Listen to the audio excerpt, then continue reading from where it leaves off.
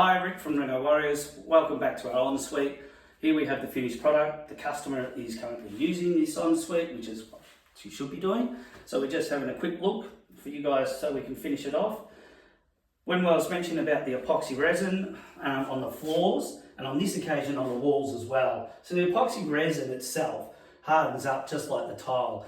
So down here, it's, even though we've waterproofed it as you've seen, it is now waterproof on top of. This is like tanked. The water won't ingress through these lines because it's epoxy resin.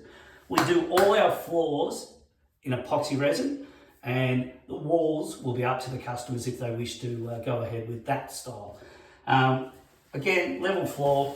If you come through here, and have a look, you'll see all water running now to where it should be, which is the waste.